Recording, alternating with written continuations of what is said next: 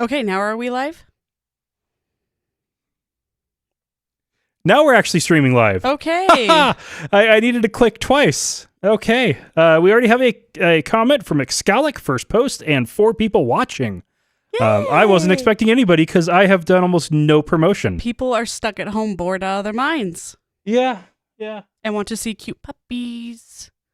Puppy, puppy, puppy, puppy, oh, he's not happy with that. He's like, ugh, woman, put me down. No, 'cause you're hiding my tummy. Sorry, I was turning up your You're gain. turning knobs. All right. That's all right. Atheist Nomads, episode 350. Doubts, changes, and typhoid Mary pastors. I like that. The podcast you're about to listen to includes cursing and talking about hoo-haws. Please be advised. Welcome to another episode of Atheist Nomads. I am Dustin, and joining me is Lauren. Hello. And this is episode 350. This is a big number. Once again, it's not quite divisible by 100, but it's halfway to being divisible by 100 again.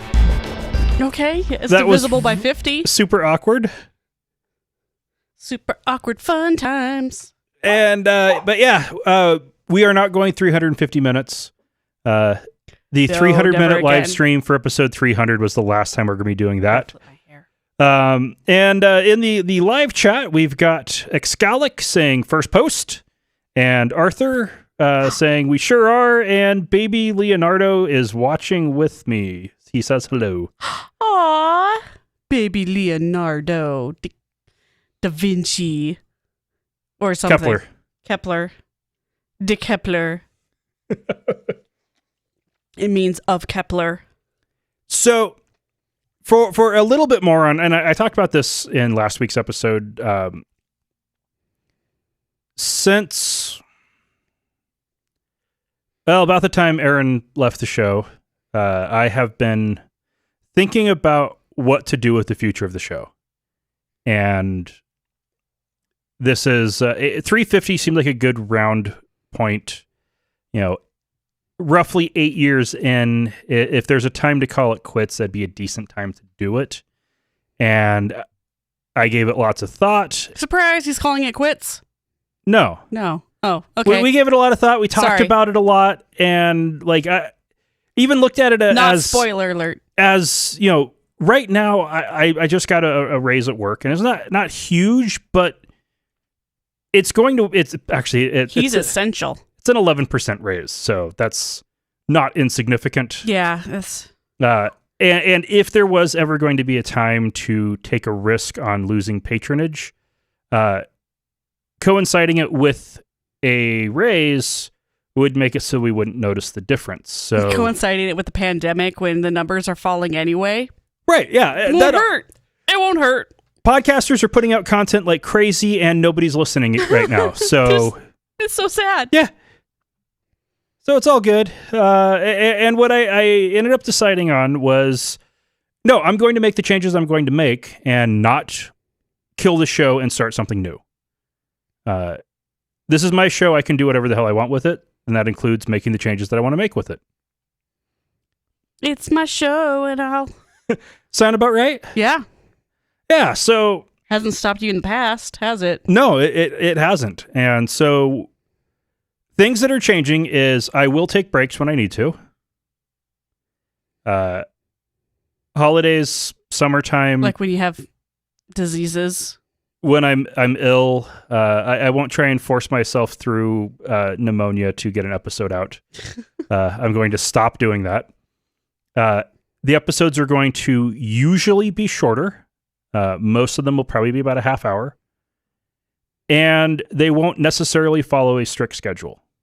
So some weeks there'll be more than one episode, some weeks there'll be less. Some episodes will basically be a longer standalone Dustin Off the Degree. Some episodes will be news rants, some will be discussions with people, some will be interviews, some will just be digging into other topics, and this will allow some flexibility to be able to better put out content that is timely when I need to get out something timely, in a way that doesn't impact the family as much. And also cut down on pressure on Lauren to be on microphone. Yeah, because as awesome as I am, I'm really not up for it sometimes. Like right now, Yeah. I am on Benadryl right now. I took that about a half hour ago before I thought about this. That was dumb, but I'm going to hang in there. Might get some slurred speech, which would be hilarious. But yeah, major allergy season is hitting right now. And yeah, I tried to put on makeup because we were doing the live stream. I had my makeup all on. Nope. Teary eyes, mascara running down face. It was a disaster. So I don't look pretty, but that's okay. Yeah, because my fabulous curly hair will cover up my not prettiness. Curly. well, Lauren, you look lovely. Thank you. It's called the curly girl method. And we have a 2-year-old, which makes everything difficult. A 2-year-old in a 2-bedroom duplex can make things difficult. A little. Arthur says that Lauren needs a beer. Oh, I don't drink. I can't do alcohol. It upsets my tum-tum. But I do have the doctor, so I'm good there. And also beer with Benadryl. Lauren's a lightweight. She'd be asleep. I am beyond lightweight. Because of the medication I've been on for 20 plus years, I can't tolerate alcohol at all. Now, technically, I'm almost off of it. Mm-hmm. So that's good. I was off of it for about a week, and then we decided that was not gonna float the boat. So went back on 50 milligrams of Zoloft, and I seem to be doing pretty damn well, actually.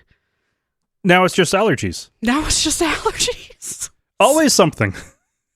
Yep, Yeah. waiting for COVID to hit me. So- or as I like, Corvid.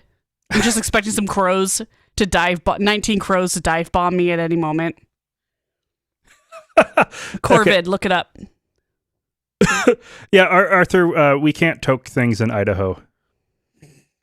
Yeah, It's true. not allowed. But yeah, it's just it's gonna be more flexible. There will be more solo episodes, but it won't all be solo.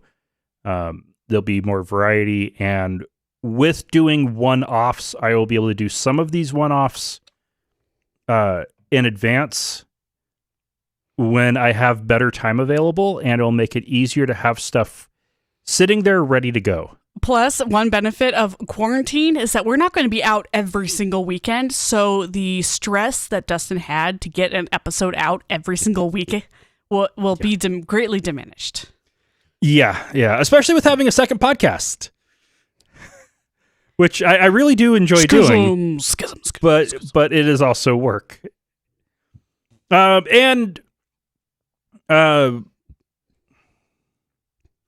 Last week we talked about my story, and when we stopped recording midway through for me to go through Kylie's bedtime routine with her. And because Lauren was exhausted and done. As he could tell from the volume of my voice towards the end of the interview. I'm like, so are you... Well, the listeners can't tell your volume of your voice because I boosted that. Okay, but you did. You got quiet enough that there were some points where I was hitting your microphone as loud as you were. Yeah, that sounds about right. But Lauren yelled at me while I was brushing Kylie's teeth about needing to cover and not yelling as in angry yelling, but yelling as in Reminder. from a different room, a reminder to talk about the actual specific doubts that got me out of the church. Because you mentioned 3 specific doubts, and then we didn't expand upon those. Right. So we are going to revisit that now. So Dustin's story part 2. You interrupted my Oh, sorry. my cutaway. So the first one that really hit was third quarter of my freshman year. I was doing astronomy. I had taken biology, chemistry, physics, and anatomy and physiology in high school. So I figured in college I might as well do a science that's something different. Yeah, that's if I was a science major, I would have done one of those again, but I wasn't, so I did This is just for fun. just something different. And astronomy seemed like a good one for that. Excellent. And so I got into astronomy and found out that even at an Adventist university, they were teaching that the universe is 13.3 to 7 billion years old. The Earth is Yeah. 4.5 billion years old. You get beyond Earth's atmosphere, and a lot of the Bible starts to really fall apart quick. And Oh, you don't even have to go that far, but they tried their best to reconcile a recent literal 6-day creation with a 4.5 billion year old Earth. why did they even bother? Because Adventist doctrine disintegrates if you don't. Mm-hmm. It is not compatible with reality. Which is really tough There we go. for a religious organization that promotes education so much. Non-compatibility. That's just religion in a nutshell. Yeah, so I really struggled with because up to that point I had literally believed that the Earth was the universe was created more or less. Okay, the Earth was created 6-ish thousand years ago, and that the universe was a little bit older, but not Not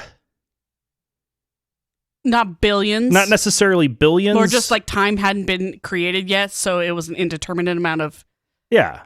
And the Earth is void and without form doesn't quite fit with the Earth coalescing into a rocky planet 4.5 billion years ago. That doesn't quite jive all that Almost well. does. Yeah. And you know that this is all about stretching. to Yeah. Make it sound good. Arthur just commented in, which is why so many send their kids to Southern. Heretic WWU. Yeah. Yep. And why the Oregon Conference prefers to recruit pastors from Southern, not Walla Walla. Same reason. But so then I tried to reconcile that, and I eventually did. That the sun was already there, so I didn't quite go to the point of there was metaphorical parts of it, but at least worked out a way of, these were ancient primitive people trying to make understanding of the world, and they had a few details not quite right. So you had to stray from the literal... From completely literal to almost completely literal. I gave an inch. Okay. Yeah. What happens when you give an inch? Ba-doom, psh. Yep. Yeah. So then that satisfied that. Sophomore year, classes started getting more into, started getting a little bit deeper. Theology majors at Walla Walla actually have one of the heaviest majors credit-wise. By the time you include cognates, it's on par with most of the engineering programs, or at least pretty close to what the engineering programs have. And a big part of that is because of how many classes they've moved to cognates, because they didn't want people not graduating because they couldn't get a B in Greek. So what is a cognate? Cognate's something that's required for your major, but it doesn't count towards your major. What? So prerequisite math for a science degree, your calculus class doesn't count towards a biology degree, but you have to get the math credit to get the biology degree. Yep. So it's like that. Yep. But so as we were digging deeper, we were starting to get into classes that were talking about how the Bible is valid. How is it a reliable source of truth? Womp womp. And the only good argument for that is the Bible is a reliable source of truth because the Bible says it's a reliable source of truth. And the Bible is the infallible word of God because the Bible says it's the infallible word of God. There you go. And then you know in your heart that that's true because God impresses on you that that is right.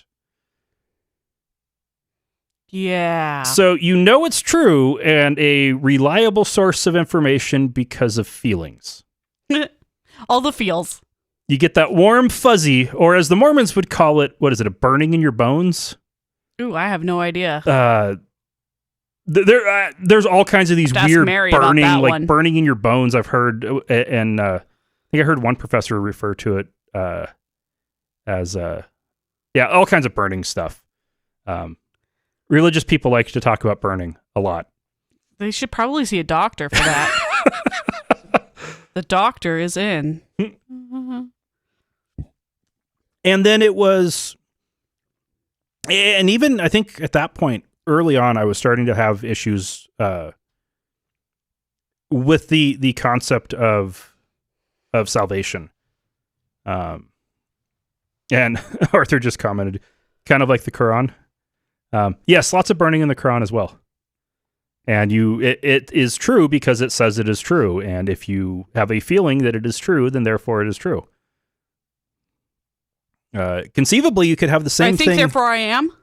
Conceivably, you could have the same thing with Harry Potter or Star Wars. Dune. Or Dune, yeah. Yeah, spice. And I started to have some issues around salvation as well. Early on, it was pretty vague. By my senior year of college, I was taking systematic theology and started reading up on the doctrine of salvation. I actually read ahead in the textbook, which... Because you were that kind of kid. No, because I had serious questions and the textbook had a chapter that dealt with it. Oh, okay. So I jumped ahead and I read the doctrine of salvation chapter. Soteriology is the proper academic term. Soteriology? Soteriology. Oh, not satire. Okay. No. Soter, as in the Greek word for savior. Cool. Yeah. So I read up on that and read through the different models of salvation because there are 4 main schools of thought on which is the correct doctrine of salvation. There is the sacrificial atonement model, which is sin requires a blood sacrifice, and Jesus' death was the blood sacrifice to pay for that sin. And my objection to that one was he didn't stay dead. It's not a blood sacrifice if you're resurrected. Well, maybe it is. That's torture. The wages of sin are death, not torture. If you go through pain and agony to the point of death, but you don't stay dead, like if you're just mostly dead, Wesley and the Princess Bride would not have saved anybody from their sins. He was only mostly dead and he came back, and yes, he went through crazy torture, but it didn't change anything. So there's that model. It's also based on Iron Age and Bronze Age barbarism. There's the governmental model was the other one that really caught my attention. It's the one I kind of preferred. That model was that to maintain law and order in the universe, God had to make an example for the universe by some humans not being saved, but creating a way for some humans to be saved. And that required killing his son, but not keeping him dead because it was really just to satisfy there was a legal loophole there available to bring him back. There was a couple other models. There's one that's really none of it makes sense. I mean, I don't know why I'm trying to wrap my mind around it. The other ones are even more hogwash than that. Yeah. Yeah, like literally just... I like the psych, you're alive again. Yeah. None of those set well with me, but the governmental model at least seemed plausible enough that I could... Cognitive dissonance was... I could live with it. It took me a few months to actually settle on that, though. And if I had been honest in those several months, think it was about 4 months during my senior year as a theology major. I would have not said I was a Christian. Mm. But that would have required being honest, which was something I couldn't do at that time Yeah. on that topic. And these all kept coming back. They've already come back several times. By the time I got to the seminary, I was able to take classes that specifically dealt with each and every one of these. So I took, and actually they were all mandatory classes for the Master of Divinity program, not even electives. So I took Issues and Origins was the name of the class. And it was a class that was co-taught by a theology professor and biology professor. And the objective of the class was to convince you that evolution isn't true while giving you enough knowledge to not be surprised if anybody tried to argue that it was. Okay. The conclusion I came to at the end of the class is that evolution is fact and creationism is bullshit. Yep. The only coherent argument they made in the entire class was salvation in the Bible is a restoration. And if you don't start with perfection, there is no perfection to restore humanity to. In other words, Christianity is bullshit. Their best argument was, if evolution is true, Christianity is bullshit. And it was fascinating that day during class. So there was like 150 of us in the class looking around at people's faces and seeing the ones who were like, yeah, Christianity, yeah, evolution's bad, Christianity's good. And the ones who are like, oh shit, what the hell am I doing here? Life crisis. There was quite a few of us in that boat. They should have therapy dogs for like those kind of discussions. It's like, okay, that's the end of the lecture. Golden Retriever will be out in the hallway for those of you who had mind-shattering existential crises. Yeah. Because puppies make everything better. So at that point, I accepted as fact in reality that evolution was true and creationism was bullshit, while also simultaneously rejecting evolution because I needed to. It also, coincidentally, that semester I took a class on Egyptology, and we got extra credit. You don't get extra credit in grad school very often. This was a class where we actually had an opportunity to get extra credit, and that was to go to the King Tut exhibit at the Field Museum in Chicago, which was 100 miles away. Oh, so we went to the wow. Field Museum, and one of the exhibits they had was our evolving Earth. And for the first time since Bill Nye the Science Guy, I actually got a honest, good representation of evolution. And walking through that, it was like, oh, yeah, this does all actually make perfect sense. And that was at Egyptology? That was for Egyptology. Well, King Tut, the King Tut exhibit, getting to see some stuff from and exhibits about ancient Egypt. They're going to have one here, but unfortunately, the Discovery Center is closed. Yeah. So.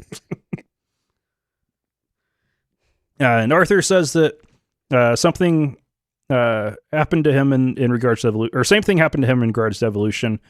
While he was a student missionary in Russia, realizing that his side of the argument was bullshit. Oh, that sucks. Yeah. You have to keep saying it because it's your job. And you're like, I agree with you, dude, but I have to say it. I have to say you're wrong.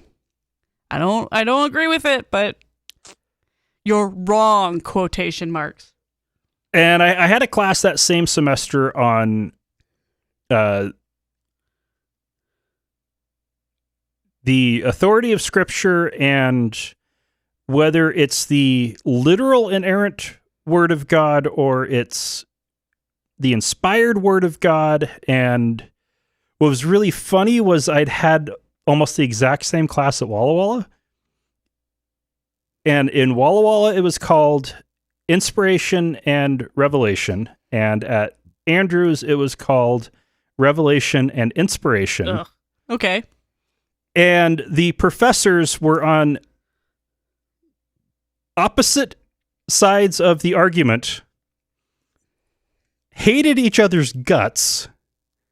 One of the textbooks for the class at Andrews was actually a direct response to a book written by my professor at Walla Walla. Like a direct rebuttal. Yeah. That's awesome. The Walla Walla perspective was... Did they steal each other's mascots?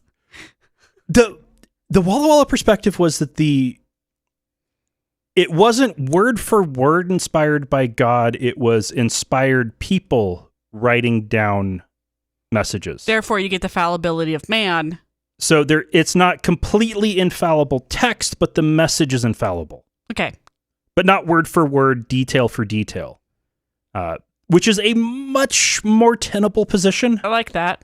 than the one we had at Andrews, which was, yes, it is word for word. Literally, God was inspiring every single letter and guiding the hands of the scribes later on who were copying. Yeah, but weren't you also learning about how the Bible changed over time?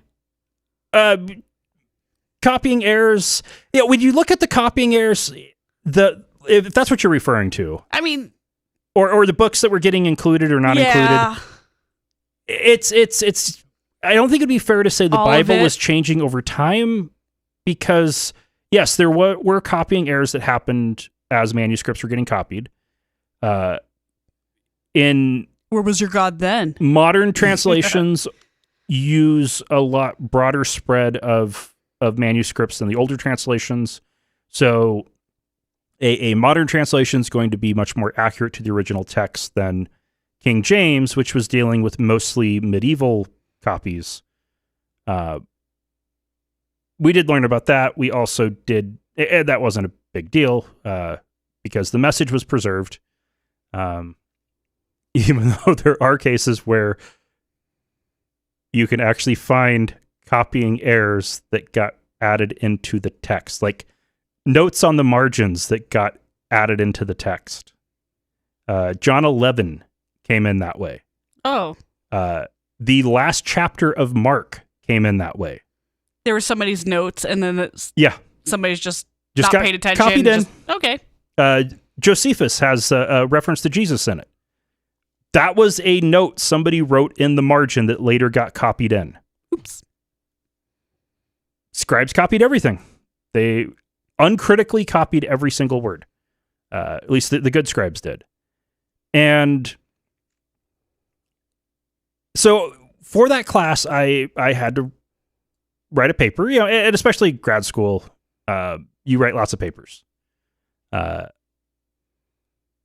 That one, I did a paper on how to try to justify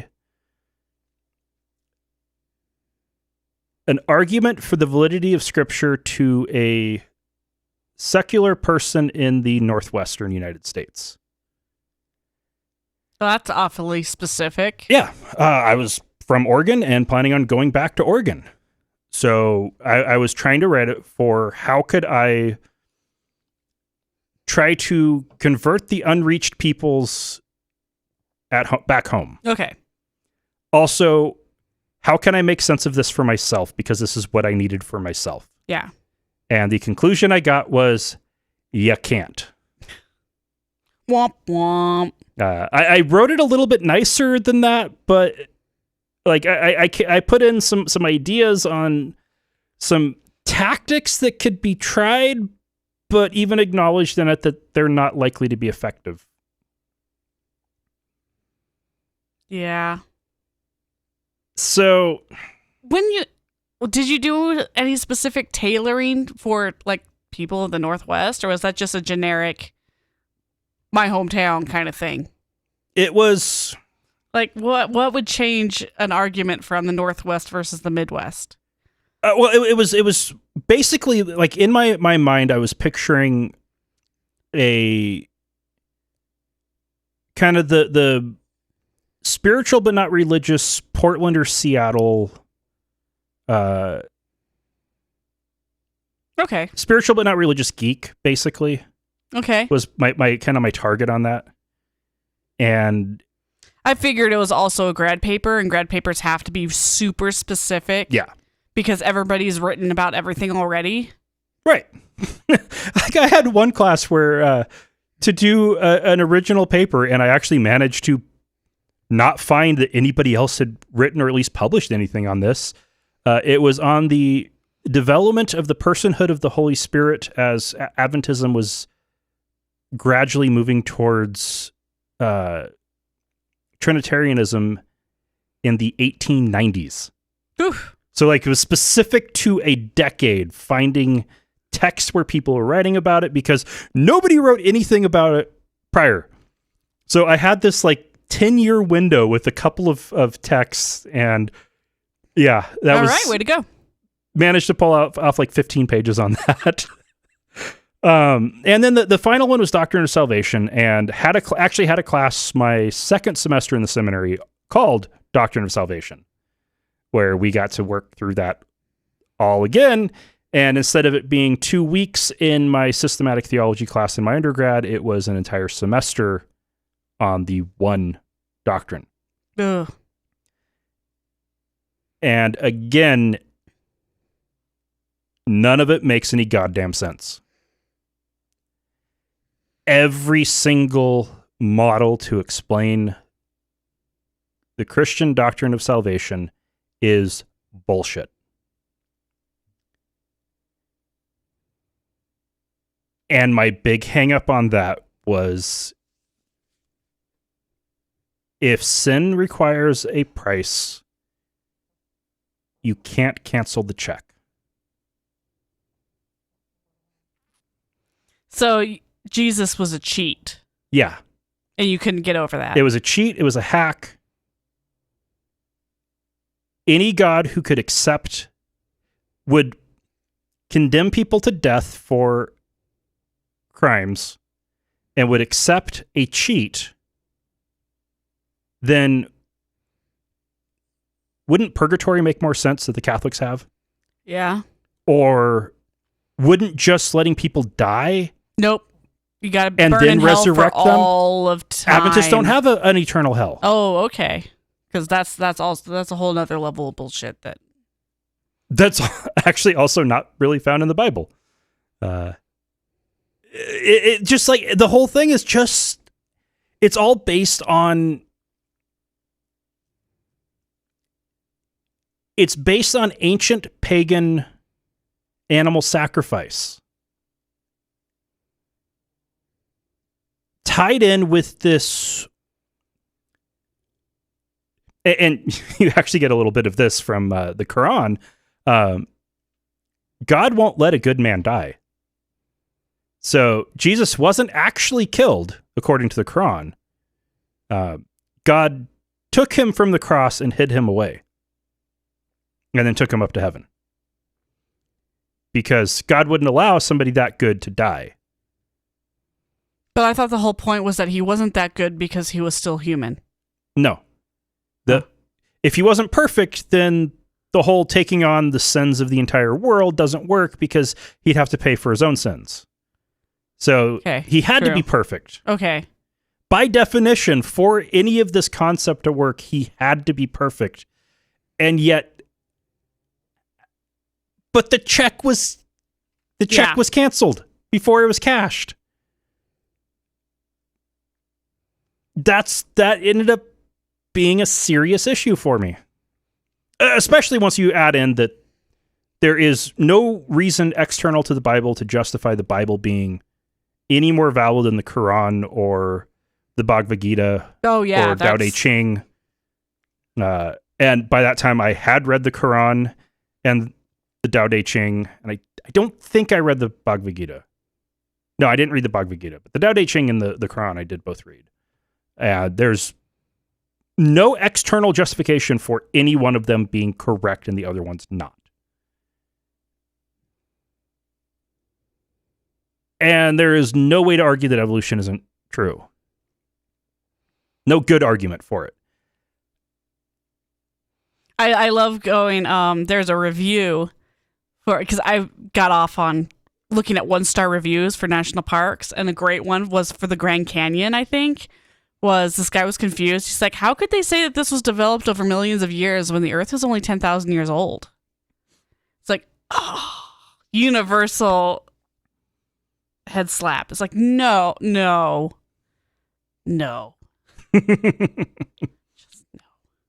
It's like, you're right. How do you justify that, sir? Yeah. Arthur commented that Walla Walla had a militant anti-Trinitarian Adventist neighbor. He was kind of bizarre and very passionate about his pet belief. I did run into a few anti-Trinitarian Adventists. Had a classmate in the theology program who was anti-Trinitarian. And honestly, I believe anti-Trinitarian Adventism makes more sense than Trinitarian Adventism does. Trinitarianism is bizarre and one of the strangest concepts that late classical Christianity developed. Was it just a way to make them more mainstream? No. It came separate from that? Yep. And it ended up getting strong enough to create the schism that I am doing a podcast about. And it's taking a lot of time to get through all the details to get to the point where we can actually talk about the development of Trinitarian theology, to get to the point in why incredibly minuscule difference resulted in splitting the church. Yeah. And so anyway, yeah, these doubts, I couldn't get rid of them for long. And like, I didn't quit the seminary after the first semester because of not wanting to drive across Wyoming in the dead of winter. I didn't quit the seminary after the second semester because I talked to my roommate about it, and after talking to him, I wasn't quite ready yet to accept that my sense of calling was a delusion. So so some feeling still brought you there. You can't deny that. Or you couldn't at the time. So you might as well give it another semester, give it another try. Yeah. And try getting out of the classroom, go to Jordan on an archaeological dig, go to Mexico to preach an evangelistic series, get out of the classroom, get out of the country, see the world, talk to people. That was probably the best advice that was ever given to you. Nobody advised it. Oh, that wasn't your roommate advice? Nope. Oh, that was you. The best advice I'd got. Sure did cost you a lot of money, but totally worth it. Yeah. The advice I'd gotten aside from that was switch to a master's program, Masters of Arts program, so that I could slow down and focus more on I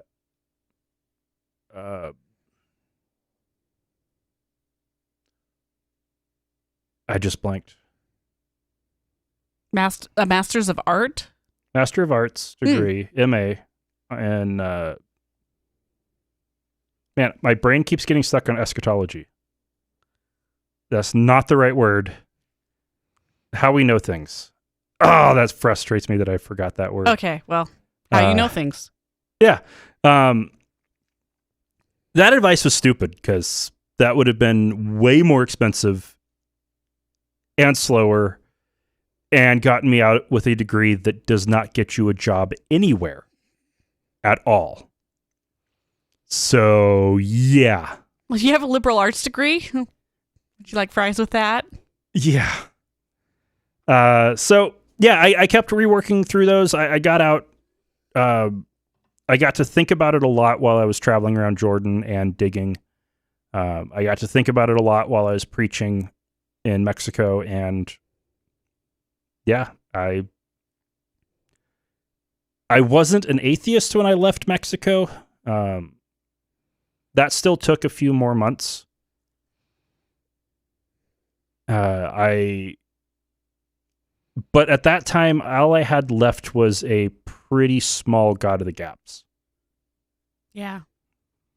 Epistemology. Yes, thank you, Arthur. Oh man, that was bothering me.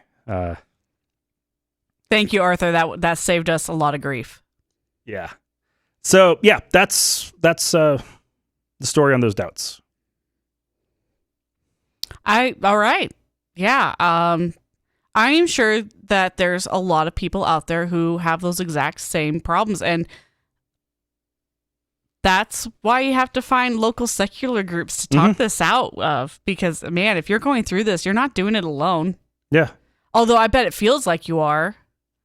Well, when you're a believer, you don't want to reach out to a atheist group because you're not an atheist. No. But you can't reach out to your religious group either, because they'll shame you into, or stone you, or I don't know. What do religious people do to the people they hate nowadays? It was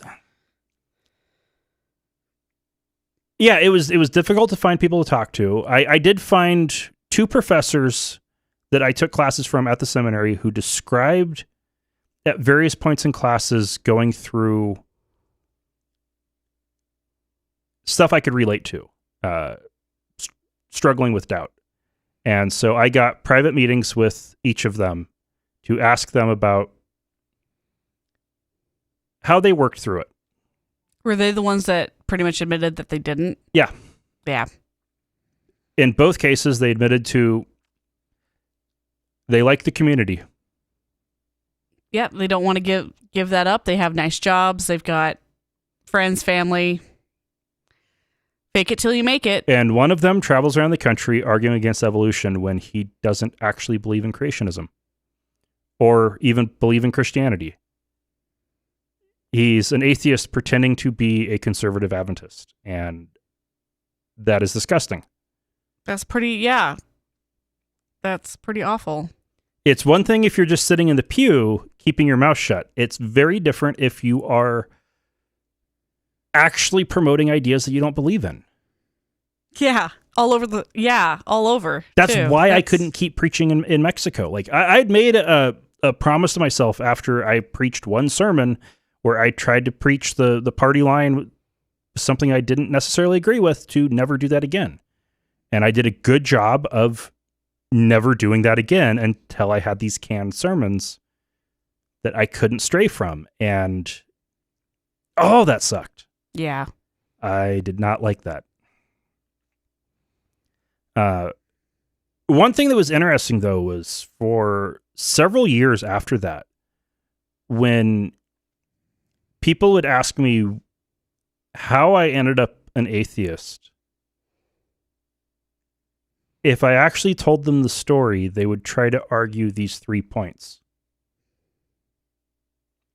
Yes, those were the 3 things that got me out of the church. They're irrelevant now. Yeah, you're so far beyond that now. Yeah. And even, 2 years later, they were completely irrelevant because I was way past that. They were your gateway. Uh-huh. Gateway drugs. All right. Let's talk about a little bit of news. All right.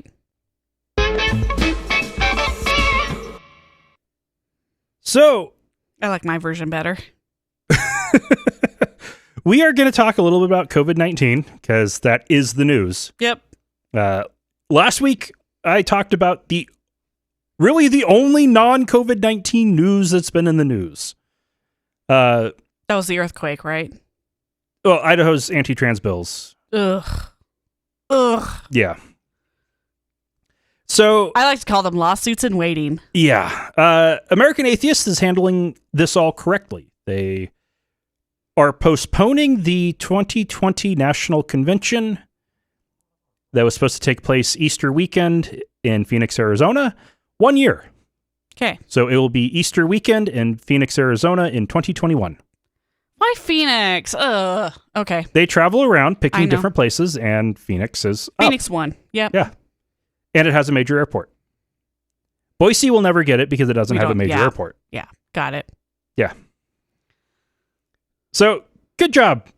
Granted, if they hadn't announced that when they did, they would have been forced to anyway. Yeah, true. I mean, not to be disingenuous, but you didn't really have a choice. Pastor Rodney Howard Brown, who's a Florida man. Florida man. Which is a great podcast, by the way. Mhm. Check them out. He has ignored Tampa Bay. That's where he's from, Tampa. His church is River at Tampa Bay Church, and he ignored orders to stop having meetings for groups larger than 10. Florida had not yet... Church services Yes. included. Yes. Florida, Not exempted. Florida had not yet issued a stay-at-home order, but they had prohibited meetings of groups greater than 10, and Pastor Howard Brown continued to hold meetings for packed church services. And to be classified as a megachurch requires at least 1,000 people in routine attendance. Many of them, especially in larger cities, are tens of thousands of people packed into tight spaces. And after several violations, he was arrested. He actually turned himself in. Well, yeah, he probably felt terrible. I mean, this is only partially his fault. Yeah, of course he's going to keep going. This is what he does. But the people who went, those thousands of people that actually packed the churches, they're the ones that should also, well, ultimately do get punished. Yeah. And because that, you guys don't do that. Especially when you consider that and especially in white churches, most people attending also have white hair. Yeah, they're old. Which means they're high risk. Yep. And but whatever. Faith is more important than the physical body. The sheriff who arrested him, he and his command staff had met with leaders from this church several times, begging them to stop. And when they didn't, they got a warrant for his arrest. All right, good for that's a hard call to make. And the sheriff's statement on this was, quote, "Shame on this pastor, their legal staff, and the leaders of the staff for forcing us to do our job. That's not what we wanted to do during a declared state of emergency. We are hopeful that this will be a wake-up call." Maybe in some states. And his legal counsel is the Liberty Counsel. Oh, yeah. Yeah. Way to mar the word liberty. No, they're just bad news all over. And of course, everybody's claiming First Amendment rights are being revoked. Defy it by going to church. Mm-hmm. That's not what this is about. This is a temporary shutdown of assembly simply because there is a freaking pandemic. Right. And to make it clear, the goal here is to not overwhelm hospitals. That's it. If all those people went to that service and they all got sick at the same time, a bunch of them did, they all have to hit the hospital at the same time, where if they just stayed home, it would have slowly diffused throughout the community versus all at once. Well, if you look at the statistics across the general population, about 20% of people who get it, and granted, some of this is probably artificially high numbers based on low testing rates, but 20% of confirmed positive cases require hospitalization on average. If you look at people above the age of 60, that's closer to 40%, with a more like 10% dying. Yeah. So 1,000 people, if they all got it, and this is incredibly contagious, that would be 200 people, or if they're all over the age of 60, more like 400 people all needing to go to the hospital to go to the ICU. Which has, what, even a big ICU has 40 beds? Most big ones are a lot smaller than that. Yeah, I mean, that's like the biggest that I can think of was... Yeah. Yeah, well, we're preaching to the choir. This is here what on they're this one, trying I to think, avoid. but, Yeah. And the other thing that's trying to be avoided with this is that coronavirus doesn't kill people who don't get it. Because if the hospital is completely overloaded with people who have coronavirus and can't breathe, then what happens when you get in a car accident? Or have an asthma attack because of insanely high pollen. Yeah. It's a good thing I have a nebulizer here at home. Arthur said that his dad says that it's because they don't get any money if people don't come to church. Yeah. No, they get tons of money.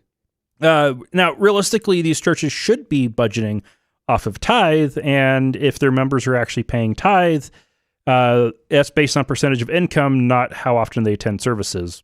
But they all rely on those free will offerings that get put in the basket when it gets passed around. Not even a basket. Oh, God. Can you imagine how dirty that money is? Yeah. And not even like a basket. These guys have online websites that you can donate money directly to the Right. church for. Oh, so, but no, it's that the offering basket is a big deal. And churches who stop doing that and like go to a box at the door or online donations lose a lot of money because oh, yeah. Because the pressure to give money when your Yeah. neighbors are sitting right there next to you. you have to put something in. Buttons. Even if it's just $1, you Raffle have to put ticket. something in. Dust. In Louisiana,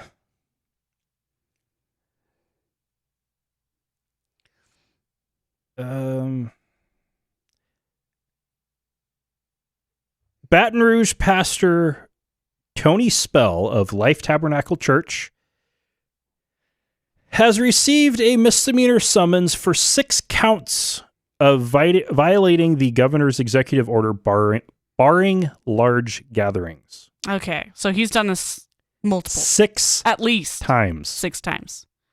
Okay. And you know what his response to it was on that? What? He'll be continuing to this Sunday. Yep. They didn't arrest him. They issued him a summons to appear in court. They need to put him behind bars Yep. because he will continue to do this. Now, there are lots of churches out there who have complied with the orders and closed their doors. And a lot of them are doing live streams, kind of like we're doing now. It's not that hard to do. No, it really isn't. You don't need 100 people in a room to make a sermon. You just need one person with a microphone. Mm-hmm. Or heck, You even like just to your hear cell their own phone. voices. You can even just take your cell phone and hold it up in Oh, front of yeah. your face and talk to that. Absolutely. It's really not hard to do. But even churches that are following the rules and shutting down are not immune to causing problems. A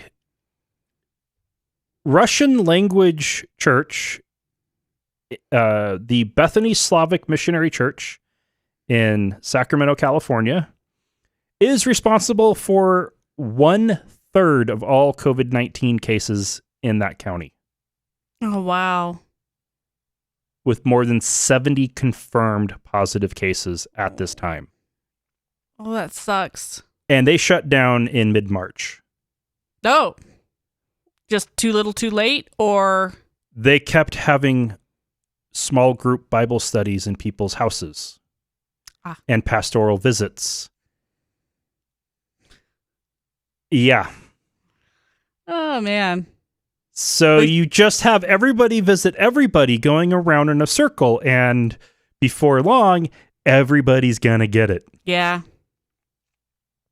Yeah, it's like I'm sure New York is having problems with Hasidic Jews. Mm-hmm.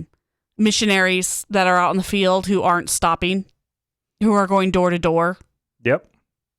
Whew. That's no good. It's one thing with, and I guess we'll get to this one. It applies with all this. They all say that what they're doing is essential. And they think that's at least as essential as the pizza delivery. Except you will die if you don't eat. So making sure that people have access to food keeps people alive. Not healthy necessarily, but alive. Right, alive. And going to church increases exposure risk. By consolidating people into tight spaces for several hours where they will spread infectious diseases, where this is actively happening. So it is not a corollary at all. Also, it is probably a little irresponsible to be ordering delivery fast food right now. I say as our Domino's pizza box is sitting in the trash bin. And it was delicious. We did contactless delivery. We set out a little tray for him to drop the pizza off on. It was nice. The same tray that in the video you can see that has my Chromebook on it. We had that out in front of the door and paid by credit card online, and he just dropped it off right there. Yeah. We almost lost the contactless thing thanks to Kylie running for the door and opening it, and I had to stop her before she opened the screen door. She is by far our biggest leak. Yeah. Take her, walk around the block, walk by a person, and she will try to pet their dog, say hi. I have to grab her. It's just a mess. The other person, she ran up to the person to pet their dog, and the lady handed her leash. What? And Kylie walked little Coco around for a little bit, and I'm just like, no, God, no, you're not supposed to do that. So I keep trying to tell her, okay, don't touch. And I am shocked at how hard it is to keep a 2-year-old, because you're always trying to hurry them up or slow them down. For them to escape is so easy. I got to put her on a leash. Yeah. But anyway. Yeah. Venting. Sorry. This is a safe space, Lauren. Yeah. Publicly out there on the internet. Fucking 2-year-olds. Oh my God.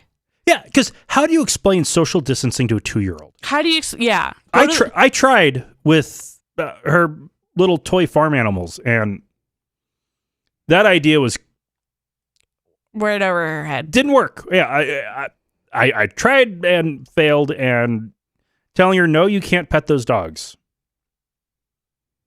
Explaining why is she can't grasp that concept at this point. So I just keep saying basically because you can't. And that doesn't work all the time, especially when the other people are okay with her petting their dogs. Yeah. And they encourage it. Yeah. Then it's just a no-starter. Telling her she can't go on the slide at the playground because it's covered in caution tape, because some stupid woman with her anti-vax kid is probably playing all over it. Mm-hmm. Yeah, that's hard. Not being able to play with the little girl next door. Oh man, it's hard. That is, I feel it for everybody with little kids who can't understand. Yeah. So we've talked about... Oh, also, really good idea for Halloween costumes, Bubble Boy. So we talked about a sheriff who did the right thing. Yep. Handled everything very well. We talked about one who, vaguely covered one who has kind of sort of half-assed it. And now we have one who... straight up. I take back every nice thing I've said about Northern Idaho. Yeah, a lot of people say, well, at least it's Coeur d'Alene, but no, man. It doesn't matter. So first up we have Cheryl. First up we have Sheriff Daryl Wheeler. Cheryl. He is the county sheriff for Bonner County. If you want to get a feel for where Bonner County is, up in the very, very northern part of Idaho, in the Panhandle, that's only 90 miles wide. Right on the Canadian border is Boundary County. Right below that is Bonner County. So it's almost in Canada. A lot of skinheads. Yeah. Yes, the Aryan Nation's national headquarters moved out. Doesn't mean the white supremacists did. Yeah. Anyway. Yeah. He wrote a letter to Idaho Governor Brad Little saying, "Dear Governor Little, there is a letter circulating around the nation in response to the COVID-19 crisis written by businessman Alfie Oakes." By a businessman, not a scientist, not a doctor, not an epidemiologist, no, a businessman.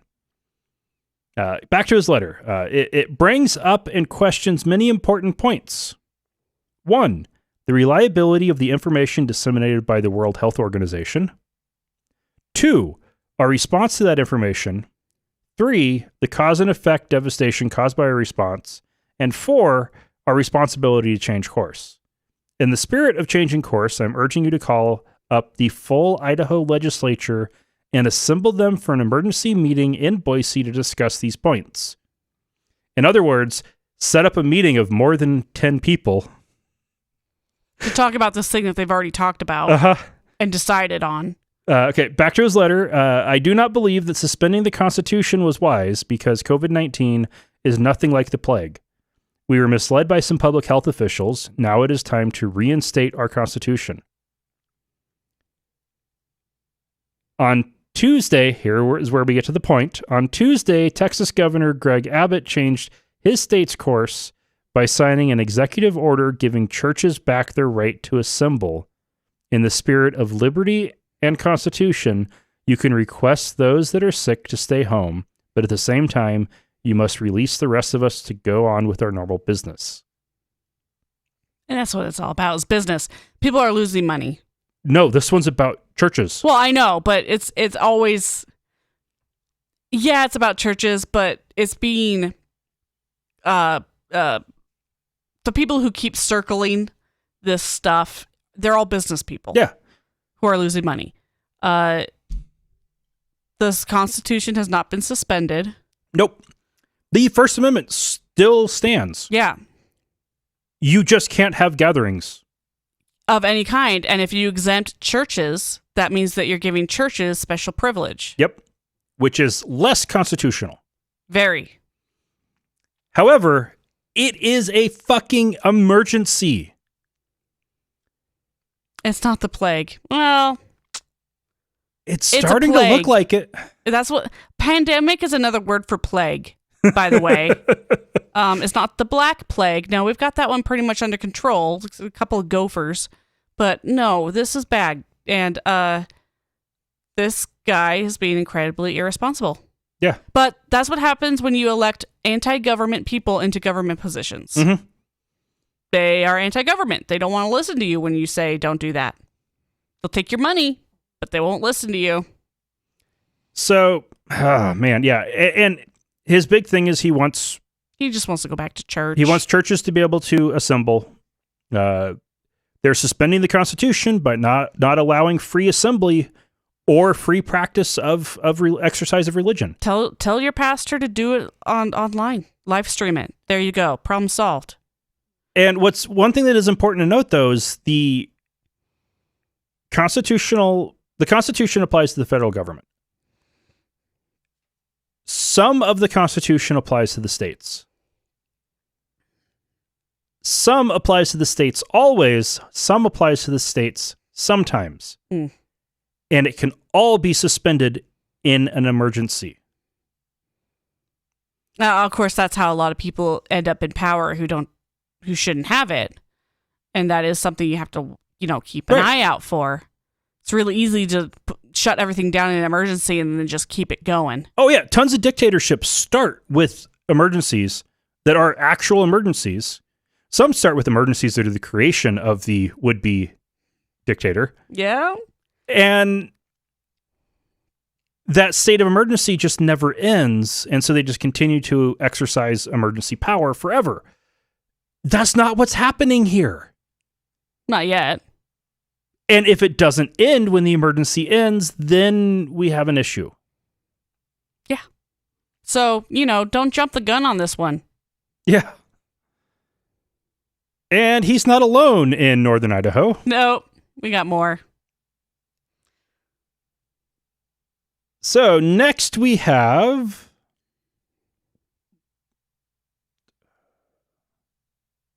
Tim Remington. He is an Idaho State Representative from Coeur d'Alene and a pastor. He was shot in the head, last year, I believe? Oh, really? This guy has enemies. I don't know I can't remember what he did, but he has recovered from a gunshot wound. Last Sunday, which as of recording would be Not relevant, but interesting. the Sunday before last Sunday, as of the release on the main feed, he had 125 people attend his church service over 2 services. So attendance would have been down, probably. But yeah, he is not complying with the stay-at-home order. He is not complying with the orders to not have gatherings. And he's a member of the state legislature. And he replaced a guy who got busted for, federal money fraud issues. So they got rid of one baddie and got this guy, Yeah. probably because he's a pastor, and then he pulls this stunt. Yep. Oops. No. So then we've got No. Daryl Wheeler, and then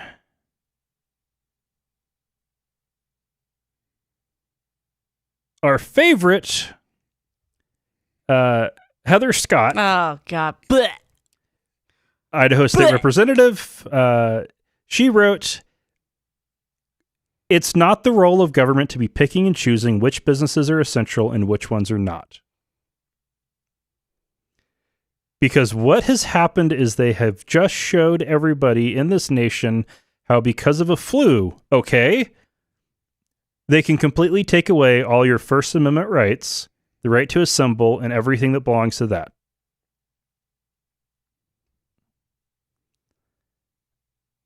No, this is not a flu.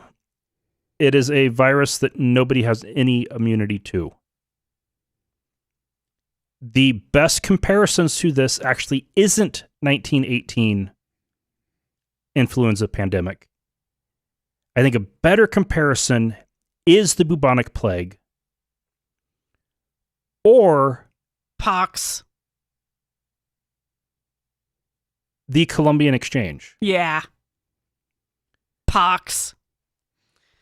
Smallpox was something that the native inhabitants of the Americas had no immunity to. So when they were exposed to it, it killed off a whole lot of them. And you'd think that these guys would be more concerned about their constituents who are dying at higher rates because of this disease than anything else, than, other things. But they don't care. Yeah. Which is funny because these are the people who voted them in. Yeah. Yeah. And you would think disingenuous there. conservatives whose base is religious fundamentalists and old people would want to keep their base alive. Yeah, this isn't like my original assumption that it was all 80-year-olds who were dying.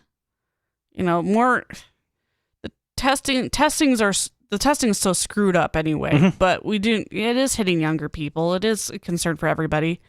And it has been shown that the states or areas that do complete lockdown suffer less than those who remain open longer. Yeah. So with those stats in, if you insist on keeping things open and running as long as possible, you're officially part of the baddies. And even now, if you want to get tested, at least here in Boise, you have to have symptoms of COVID-19 and be in a high-risk group. Whoop whoop. You Asthmatics unite. We have at least reached the point that you don't have to be getting admitted to the hospital to get tested, but you still have to be in a high-risk group. Lauren could get tested. I can't. Except for you're my caregiver. Maybe. That's more for people working in nursing homes and stuff. I think so. Or elderly parents. I think so, yeah. I don't think I would qualify to be tested even if I have it. So, okay, theoretically, if I were to get this and I have asthma and I have lower respiratory problems, I go to the hospital and this thing moves quickly, there's a chance that I may not be able to say goodbye to you. You wouldn't be able to say goodbye to me. Wouldn't be able to say goodbye to you, would not be able to see my daughter before I died. Nope. I would have to drop you off. This has happened to people. Yeah. I would have to get you and Kylie in the car to drive you to the hospital to drop you off at the ER. And hope that you'll see me again. Neither Kylie nor I would be allowed in. Yeah. So does that hit home to you guys? I mean, this is a big deal. And it is hitting young, healthy people.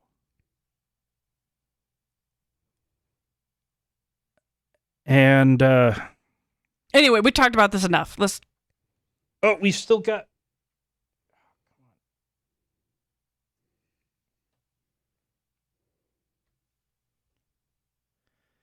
InfoWars. They got kicked out of, like several years ago, got kicked out of Apple Podcasts and YouTube and Facebook and Twitter, and the Apple App Store. They did not get kicked out of the Google Play Store for Android until now. Finally crossed the line, eh? And you want to guess what that line was? Calling the pandemic a hoax? Intentionally spreading... No, they weren't going hoax. They were going with the approach of trying to sell Alex Jones's supplements as treatments or preventatives. He's selling supplements? He's got a particular silver beverage. That is evil. Yeah. That is snake oil salesman. Yep. He doesn't have any background. He doesn't know people who have backgrounds. Yeah, he needs to go to jail for that. He's also gotten complaints from several state attorneys general, and has since updated his website to, at least according to 9 to 5 Google, he updated his website to include that these products are not intended to diagnose, treat, or blah, blah, blah, any condition. Yeah. Wow. Making money off of sick people. Yep. Real nice. Of course, that's what the pharmacists are doing, but that's a whole different issue. Yeah. It's a capitalist thing that we just... And Hobby Lobby. So, Steve Green, the owner of Hobby Lobby, was going to not shut down his stores for quite a while, and in some cases did shut down his stores in compliance with orders, and then brought them back up because his wife had a vision. Right, because people convince themselves that dreams are real. God told her that it was all going to be okay, and they just needed to trust and believe. And so, nope, weren't going to close it because God said they didn't need to. And they violated orders to close. Those poor employees. In some cases, they tried to classify their stores as essential, trying to call them hardware stores. Because in most places, hardware stores are allowed because it is considered essential to be able to maintain your home in a safe state. Especially since so many contractors got furloughed and some people's bathroom remodels were left half finished. Mm-hmm. Or, suddenly it's springtime and you need to turn on your air conditioning and your system is defunct. Yeah. You don't need to cross stitch or knit or paper mache your way out of a pandemic. Right. I mean, I do because I'm ADD up the wazoo, but I wouldn't call it essential. Right. You could do something else to try to stay sane. Probably. But he finally did decide to shut down Hobby Lobby. Finally. Don't shop at Hobby Lobby. And immediately furloughed all store employees and most of the corporate employees, and took the extra evil standpoint of ending any emergency leave that people are getting paid for, and also prohibiting them from using any paid time off they have accrued. So furloughed in this case means unpaid. Furloughed means unpaid. Right. But like if I end up getting furloughed from the hospital, I will be able to use up my PTO and even be allowed to take an extra 40 hours beyond that before I stop getting paid. This furloughing that he's doing is, no, you will not be getting a paycheck past this date. Period. Right. He's punishing the employees because he doesn't like what the government's doing to him. Yeah.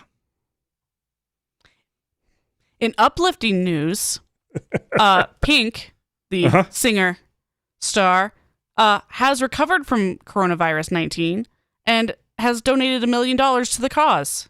Yeah, which is pretty awesome. So, yeah, instead of screwing people over, some people are trying to do the right thing. Yeah. Thanks, peoples. There are a few. But yeah, don't ever shop at Hobby Lobby. Come on, guys. It's not worth it. Just go online. If you have to, go online. All right. Oh, wait, oh. That's the one. We have a upgrading patron. Sojo has raised her patronage. Thank you. So thank you, Sojo. Helps pay for this laptop screen that Dustin just had to fix.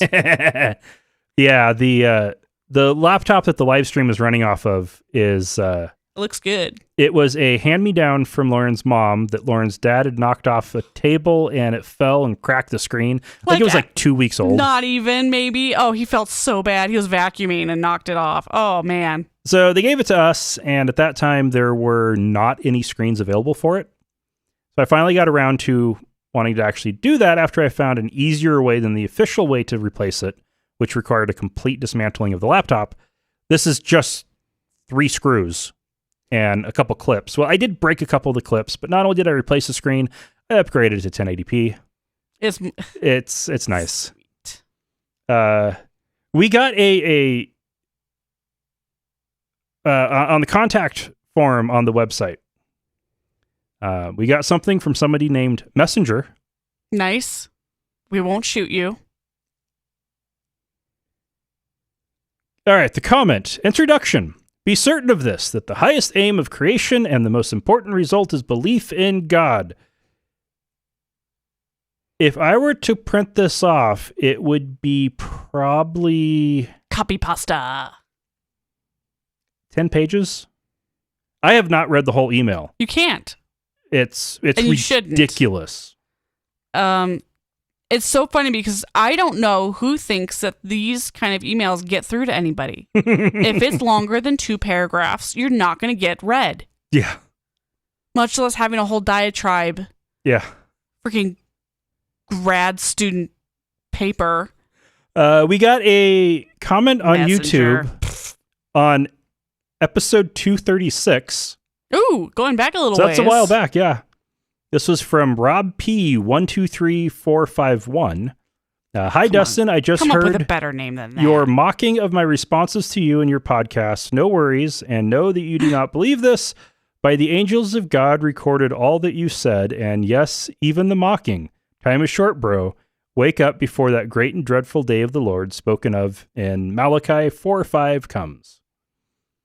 comes on your face. Yeah, I'm not worried. Nope. Yep.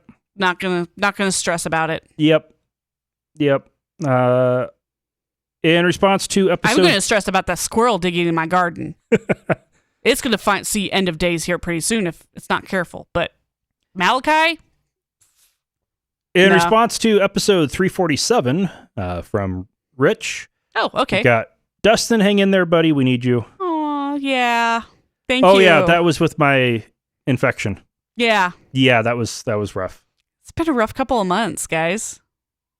And then in response to episode 348, Rich wrote, the Pope issued a secret order that, due to the virus, all priests should temporarily suspend buggering altar boys. Don't worry, guys. It's just temporary. Yep. Just furlough the sodomy for a little bit.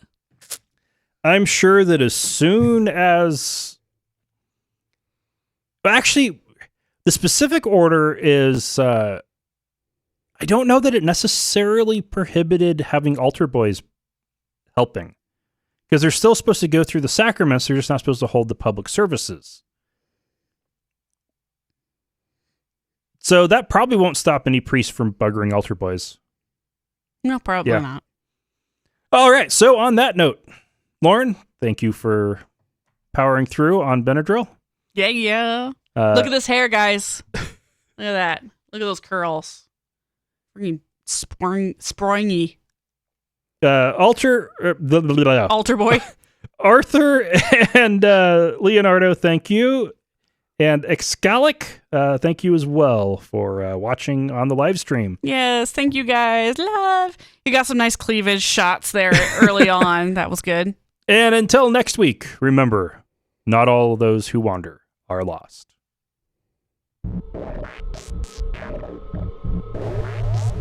And now while that plays, I guess we just stare awkwardly at the camera. Atheist Nomads. You can find show notes and contact information at atheistnomad.com. No, wave like a Follow toddler. us on Twitter at Atheist Nomads.